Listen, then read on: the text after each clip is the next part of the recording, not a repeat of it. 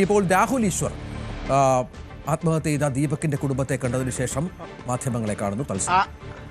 ആദ്യം തന്നെ ഞങ്ങള് ദീപകിന്റെ കുടുംബത്തിന് 1 ലക്ഷം രൂപ കൊടുക്കാമെന്നാണ് കരുതിയത്. ഇപ്പോ 3,17,000 രൂപ, കുറച്ചുകൂടെ കൃത്യമായിട്ട് പറഞ്ഞാൽ 3,17,074 അല്ലെങ്കിൽ 3,17,000 രൂപ ഇപ്പോ ദീപകിന്റെ വീട്ടുകാരിലേക്ക് എത്തിച്ചിട്ടുണ്ട്. ദീപകിന്റെ അക്കൗണ്ടിലേക്കും പിന്നീട് 2 ലക്ഷം രൂപയും മലബാർ ഗോൾഡിന്റെ ശ്രീ AK ഫൈസൽ ജി, അതേപോലെ ശ്രീ ഹീലർ അബ്ദുള്ള, അദ്ദേഹം ഫാസ്റ്റ് ലൈൻ എന്ന് പറയുന്ന സ്ഥാപനത്തിന്റെ MD ആണ്. രണ്ടുപേരും ദുബായിലുള്ളവരാണ്. അവർ ചെയ്തിട്ടുണ്ട്. അവരുടെ റെപ്രസെന്റേറ്റീവ്സ് ആയിട്ട് നമ്മുടെ അക്ബർ സാർ അടക്കമുള്ള ആൾക്കാർ വന്നിട്ടുണ്ട്. MRFന്റെ ശ്രീ ജോയ്, ശ്രീ മുകേഷ്, അഖിൽ അടക്കമുള്ള ആൾക്കാർ, അഖിലുണ്ട്. ഹോമീസ് എന്ന് പറയുന്ന ഒരു ആപ്പ്, അങ്ങനെ ഞങ്ങളൊരു പുരുഷന്മാരെ സപ്പോർട്ട് ചെയ്യാൻ ഹോമീസ് മൻ കി ബാത്ത് എന്നുള്ള ആപ്പ് അടക്കമുള്ള കാര്യങ്ങൾ കൊണ്ടുവരുന്നുണ്ട്. അപ്പോൾ ആ രീതിയിൽ നമ്മൾ ആ കഴിയുന്ന സപ്പോർട്ടുണ്ട്. അപ്പോൾ 2 ആവശ്യങ്ങളാണ് മുമ്പോട്ട് വെക്കുന്നത്. പേരൻസിനോടും അഭ്യർത്ഥിക്കുന്നു, ഇവരുടെ റിലേറ്റീവ്സിനോടും. ഒന്ന്, ജനുവരി 17 ഇദ്ദേഹത്തിന്റെ ജന്മദിനം. ആ ദിവസം തന്നെയാണ് ഇദ്ദേഹത്തിന്റെ അവസാനത്തിലേക്കും പോകാൻ ദൗർഭാഗ്യവശാൽ സംഭവം ഉണ്ടായത്. അപ്പോൾ ജനുവരി 17 കേരളത്തിൽ നമ്മൾ പുരുഷാവകാശ ദിനമായിട്ട് ആചരിക്കാൻ ആഗ്രഹിക്കുന്നുണ്ട്. ദേശീയ തലത്തിൽ നമ്മൾ ഈ മെൻസ് ഫൗണ്ടേഷൻസുമായിട്ട് ബന്ധപ്പെട്ടും കൂടെ നമ്മൾ പറയുന്നുണ്ട്. കാര്യം ഒരു പുരുഷൻ അവന്റെ അവകാശങ്ങളിലും അവന്റെ ജീവിതത്തിലെ വേദനയിലും വേദന സംഭവിച്ച് നമ്മളിൽ നിന്ന് വിട്ടുപിരിഞ്ഞതാണ്. അതോടൊപ്പം ദീപകിന്റെ ഓർമ്മ നിലനിർത്താൻ, കാര്യം നമ്മളൊക്കെ ഈ ഒരാഴ്ചയോ 2 ആഴ്ചയോ ചിലപ്പോൾ 1 മാസമോ 2 മാസമോ കാണുന്നത്. ഇവരുടെ ജീവിതം അതിനുശേഷവും തുടർന്നു പോകണമല്ലോ. അപ്പോൾ ദീപകിന്റെ ഓർമ്മ നിലനിർത്താൻ, ദീപകിന്റെ സ്മരണാർത്ഥം 24 hours ലഭ്യമായ ഒരു ഹെൽപ്പ് ലൈൻ ഞങ്ങൾ അതിന്റെ വിഷയങ്ങൾ ഓൾറെഡി സംസാരിച്ചിട്ടുണ്ട്. ഒരാഴ്ചയ്ക്കുള്ളിൽ സെറ്റപ്പ് ചെയ്യും. 24 മണിക്കൂറും ഏതു പുരുഷനും വിളിച്ചാൽ കിട്ടാൻ സാധിക്കുന്ന mobile phone, land line number അല്ല. പലപ്പോഴും ലാൻഡ് ലൈൻ നമ്പർ ഗവൺമെന്റിൽ നിന്നും വർക്ക് ചെയ്യാറില്ല. പുരുഷന്മാർക്ക് ലഭിക്കാൻ കിട്ടുന്ന ഒരു നമ്പർ വാട്സപ്പ്. അതിൽ വിളിക്കുമ്പോൾ പുരുഷന്മാർക്ക് ആദ്യഘട്ടത്തിൽ തീർച്ചയായിട്ടും, അതായത് അവർ സംസാരിക്കുമ്പോൾ ഫ്രീ ആയിട്ട് അവരെ ഒരു ലോയറുടെ അടുത്തേക്ക്, ഒരു ഡോക്ടറുടെ അടുത്തേക്ക്, അല്ലെങ്കിൽ ലൈഫ് കോച്ചും ലീഗൽ കോച്ചിലേക്കും സപ്പോർട്ട് ചെയ്യാനുള്ളൊരു മിഷൻ മെൻസ് കമ്മീഷന്റെ ഭാഗത്തു നിന്നുള്ളൊരു എഫേർട്ടുണ്ട്. അതിന് വ്യത്യസ്ത സംഘടനകളോട്, MRF അടക്കമുള്ള സംഘടനകളോട് സഹകരിച്ച് നമ്മൾ പോകുന്നുണ്ട്. അതോടൊപ്പം ഇമ്പോർട്ടന്റ് ആയി നേരത്തെ ഇവിടുത്തെ രാഷ്ട്രീയ പ്രാതിനിധ്യം അടക്കമുള്ള ആൾക്കാർ പറഞ്ഞത്, നിങ്ങൾ ഈ വീട്ടിൽ വരുന്നത് പോലെ തന്നെ ഈ പെൺകുട്ടിയുടെ വീട് അന്വേഷിച്ചെത്താൻ നിങ്ങൾക്ക് ഒരു ബുദ്ധിമുട്ടുമില്ല. അപ്പൊ ആ പെൺകുട്ടിയുടെ കൂടെ കാര്യങ്ങൾ കണ്ടുപിടിക്കണം. തൽക്കാലം അവർ അബ്സ്കോണ്ടിങ് ആണെന്നാണ് മനസ്സിലാക്കുന്നത്. പോലീസ് ഇതുവരെ അറസ്റ്റ് ചെയ്തിട്ടില്ല. ഒരു കാര്യം കൂടെ, ആ പെൺകുട്ടിയോടും ആർക്കും പ്രതികാരമല്ല ഉള്ളത്, പക്ഷെ നീതിയാണ് വേണ്ടത്. ഇപ്പം ചിലപ്പോൾ സോഷ്യൽ മീഡിയ പോസ്റ്റിൽ ചില ആൾക്കാരൊക്കെ വളരെ മോശം കമന്റുകൾ ആ പെൺകുട്ടിക്കെതിരെ ഇടുന്നത് പറ്റും കണ്ടു. അതിനോടൊന്നും ആരും യോജിക്കുന്നില്ല. കാര്യം പ്രതികാരമല്ല നീതി. പക്ഷേ ദീപകിന് നീതി കിട്ടണം, ദീപകിന്റെ കുടുംബത്തിന് നീതി കിട്ടണം. ഇന്ത്യൻ നിയമം അനുശാസിക്കുന്ന ആത്മഹത്യാ പ്രേരണയും IT ആക്ടും അടക്കമുള്ള വകുപ്പുകൾ ചുമത്തി ആ പെൺകുട്ടിയെ അറസ്റ്റ് ചെയ്യണം. അത് വേറൊന്നും കൊണ്ടല്ല, അതാണ് നിയമം എന്നുള്ളത് കൊണ്ടാണ്. നാളെ ഏറ്റവും പ്രധാനം, നാളെ വേറൊരാളുടെ കണ്ടന്റിന് വേണ്ടി നമ്മുടെ ജീവിതം അല്ലെങ്കിൽ ഒരു പുരുഷന്റെ ജീവിതം ഇല്ലാതായ, ഞാനിത് പറയുന്ന ഒരു അച്ഛനായിട്ട് കൂടെയാണ്. അതായത് ഞാൻ 2 ആൺകുട്ടികളുടെ അച്ഛനാണ്. ഒന്നാമത്തെ മോന് 9 വയസ്സും രണ്ടാമത്തതിന് 2 അല്ലെങ്കിൽ 3 വയസ്സുമാണ്. നാളെ അവൻ വളർന്നു വരുമ്പോൾ ഇതിനെക്കാട്ടി കൂടുതൽ ഡിജിറ്റൽ മീഡിയ ഉള്ള ലോകമായിരിക്കും. നാളെ അവരുടെ കണ്ടന്റിനായിട്ടോ അവരുടെ ശത്രുക്കളോ അല്ലെങ്കിൽ ആരെങ്കിലും ചെയ്യരുത്. നമ്മുടെ ആദരണീയനായ മുഖ്യമന്ത്രിക്കടക്കം മകനുള്ളതാണ്. നമുക്ക് എല്ലാവർക്കും ആൺമക്കളും ഉള്ളതാണ്. സ്ത്രീകളോടൊപ്പം തീർച്ചയായിട്ടും വേണം എല്ലാവിധ പിന്തുണയും സ്ത്രീകൾക്കുണ്ട്. എന്നാൽ പുരുഷന്മാർക്കും കൂടി സപ്പോർട്ട് വേണം. ഇന്ന് 11:30 പ്രസ് മീറ്റ് ഉണ്ട്. ആ പ്രസ് മീറ്റിലും നിങ്ങൾ മാധ്യമങ്ങൾ ആലോചിക്കേണ്ട ഒരു കാര്യം, ഏകദേശം 11 മാസമായി നിയമസഭയിൽ പുരുഷ കമ്മീഷൻ ബില്ല് ഇരിക്കുകയാണ്. 11 മാസമായിട്ട്. കഴിഞ്ഞ ഫെബ്രുവരിയിൽ സ്പീക്കർ പെർമിഷൻ കൊടുത്തതാണ്.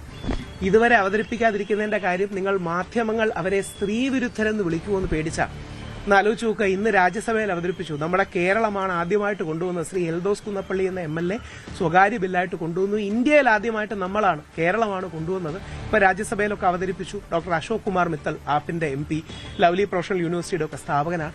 നമ്മളാണ് ഏറ്റവും പോസിറ്റീവായ ഈ നിയമം കൊണ്ടുവന്നത്. പക്ഷേ സ്ത്രീവിരുദ്ധരാണെന്ന് മാധ്യമങ്ങൾ വിളിക്കും, സ്ത്രീവിരുദ്ധ ചാപ്പ കുത്തും, സ്ത്രീവിരുദ്ധരാണെന്ന് ചർച്ചയുണ്ടാകുമെന്ന് പേടിച്ചാണ് ഈ വിഷയം സംഭവിക്കാത്തത്. അതിനും കൂടി സപ്പോർട്ട് കൊടുക്കണം. അപ്പോൾ ഒന്നുകൂടെ സംക്ഷിപ്ത പറഞ്ഞാൽ, ദീപകിന്റെ അച്ഛനെയും അമ്മയും കാണുകയുണ്ടായി. ഞങ്ങളാൽ കഴിയുന്ന രീതിയിലും ശ്രീ ഫൈസലിന്റെയും ഹില്ലറിന്റെയും സപ്പോർട്ടോടുകൂടി 3,17,000 3,17,000 രൂപ കൊടുക്കുകയുണ്ടായി. അവർക്ക് ഇനിയും നമ്മളാൽ കഴിയുന്ന രീതിയിലുള്ള പിന്തുണ കണ്ടിന്യൂ ചെയ്യും. അതോടൊപ്പം നമ്മൾക്ക് ആവശ്യം ആ പെൺകുട്ടിയെ വേറൊന്നും കൊണ്ടല്ല, നിയമം അനുശാസിക്കുന്നത് അറസ്റ്റ് ചെയ്യാനാണ്. അതുകൊണ്ട് നിയമം അനുശാസിക്കുന്ന രീതി അറസ്റ്റ് ചെയ്യണം. ആ പെൺകുട്ടിയോടും പ്രതികാരമില്ല. വളരെ മോശം കമന്റുകൾ ആ പെൺകുട്ടിക്കെതിരെ ചില ആൾക്കാർ ഇടുന്നത് കണ്ടു. ഞാൻ അവരുടെ പേര് പോലും പറയാൻ ആഗ്രഹിക്കുന്നില്ല. ഈ കണ്ടന്റ് ചെയ്യുന്ന കുട്ടികളെ പീഡിപ്പിക്കണമെന്നൊക്കെ പറയുന്ന ചില കമന്റുകളുണ്ട്. അതൊന്നും ഒരു കാരണവശാലും അംഗീകരിക്കില്ലെന്ന് മാത്രമല്ല പോലീസ് ആക്ഷനും എടുക്കണം. അത്തരത്തിൽ അമിതമായി ഏതെങ്കിലും പുരുഷന്റെ ഭാഗത്തു നിന്ന് അങ്ങനെ സ്ത്രീക്കെതിരെ കമന്റ് വന്നിട്ടുണ്ടെങ്കിൽ അതിനെ അപലപിക്കുകയും ചെയ്യുന്നു. പോലീസ് അതിന് നിയമം എടുക്കണം. തിരിച്ചും അങ്ങോട്ടും ഇങ്ങോട്ടും ചില സ്ത്രീകൾ അങ്ങനെ ഇട്ടു എന്ന് പറയുന്നു, ചില പുരുഷന്മാർ തിരിച്ചിട്ടു എന്ന് പറയുന്നു. രണ്ടും ശരിയല്ല. കാര്യം പുരുഷനും സ്ത്രീയും സമൂഹത്തിലെ രണ്ട് കൈകളാണ്. അവ ഒരുമിച്ച് പ്രവർത്തിക്കേണ്ടതാണ്, പരസ്പര വിരോധത്തിലല്ല.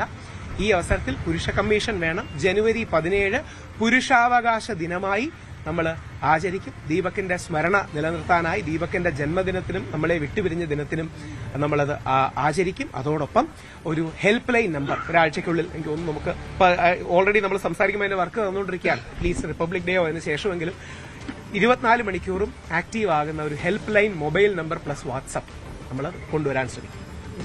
ഇതൊരു ഓഫീസ് ബേസ്ഡാണോ? ഞങ്ങളല്ല, ഡിജിറ്റലി ബേസ്ഡ് ആണ് വർക്ക്. ഇനി ഇതൊരു സംഘടനയോ സംവിധാനമോ അല്ല. അതായത് മെൻസ് കമ്മീഷൻ ഗവൺമെന്റ് കൊണ്ടുവരേണ്ട ഒരു കാര്യമാണ്. മെൻസ് കമ്മീഷൻ എന്ന് പറഞ്ഞാൽ ഒരു ക്വാസി ജുഡീഷ്യൽ ബോഡിയാണ്. എല്ലാ കമ്മീഷനും, മെൻസ് കമ്മീഷനും യൂത്ത് കമ്മീഷനും ഒക്കെ. അതുകൊണ്ട് ഞാൻ യൂത്ത് കമ്മീഷന്റെ ഭാഗമായി പ്രവർത്തിച്ചിട്ടുണ്ട് കേരള ഗവൺമെന്റിന്റെ. അതുകൊണ്ട് നിർബന്ധമായി കൊണ്ടുവരണം. ഇതോടൊപ്പം ഇതിന്റെ കുറച്ച് ഡീറ്റെയിൽസ് ഞങ്ങൾ ഓൾറെഡി പുരുഷന്മാർക്ക് വേണ്ടി ഈ സപ്പോർട്ടിന്റെ ഭാഗമായി ഹോമീസ് മെൻ കി ബാത്ത് എന്ന് പറയുന്ന സാദിഖടക്കം ബാംഗ്ലൂരിലെ ഉണ്ട്, അവരുടെ സപ്പോർട്ട് ചെയ്യുന്നുണ്ട്. 11:30 അതിന്റെ ഡീറ്റെയിൽസ് കാണിക്കുന്നുണ്ട്. ഇതൊക്കെ വരുന്നത് വരെ എല്ലാവർക്കും സപ്പോർട്ടിന് വേണ്ടിയുള്ള കാര്യം 11:30 നിങ്ങളെ പ്രസ് മീറ്റിലൂടെ കാണണമെന്ന്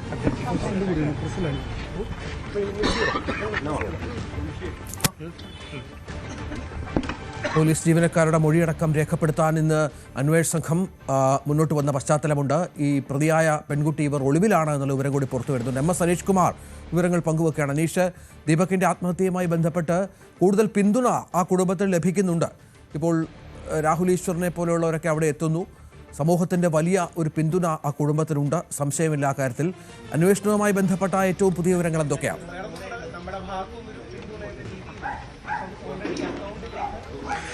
രഞ്ജിത്ത്, ആ യുവതിക്ക് വേണ്ടിയുള്ള തെരച്ചിൽ പോലീസ് ഊർജിതമാക്കി നടത്തുന്നുണ്ട്. പക്ഷേ അവർ ഒളിവിലാണ് എന്ന വിവരം തന്നെയാണ് പോലീസ് നൽകുന്നത്. രാജ്യം വിട്ടു പോയിട്ടില്ല എന്നൊരു നിഗമനം പോലീസിനുണ്ട്. മുൻകൂർ ജാമ്യ ഹർജിയുമായി അവർ കോടതിയെ സമീപിക്കാനുള്ള ഒരു ഒരുക്കത്തിലാണ്. അവർ അഭിഭാഷകരെയും മറ്റും കണ്ടതിനുള്ള ഒരു കൂടിക്കാഴ്ച നടത്തിയിട്ടുണ്ട് എന്നും അറിയുന്നു. മംഗലാപുരം ഭാഗത്തേക്കൊക്കെ പോയി എന്ന രീതിയിലുള്ള ചില വിവരങ്ങളും പുറത്തു വരുന്നുണ്ട്. എന്തായാലും ഇക്കാര്യത്തിലൊക്കെ ഉള്ളൊരു ഔദ്യോഗിക സ്ഥിരീകരണം വരേണ്ടതുണ്ട്. എത്രയും പെട്ടെന്ന് ഇവരെ അറസ്റ്റ് ചെയ്യണമെന്ന ആവശ്യമായാണ് ഈ കുടുംബം മുന്നോട്ട് വന്നത്. മാതാപിതാക്കളൊക്കെ മാധ്യമങ്ങളെ കണ്ടപ്പോഴും അത്തരമൊരു ആവശ്യമാണ് ഉന്നയിച്ചത്. എത്രയും പെട്ടെന്ന് ആ യുവതിയെ അറസ്റ്റ് ചെയ്ത് നിയമത്തിന് മുന്നിലേക്ക് കൊണ്ടുവരണം എന്ന ആവശ്യം മുന്നോട്ട് വയ്ക്കുകയാണ് ചെയ്തത്. ഒപ്പം ഈ ബസ്സിലെ CCTV ദൃശ്യങ്ങൾ ഇന്നലെ പുറത്ത് വന്നിരുന്നു.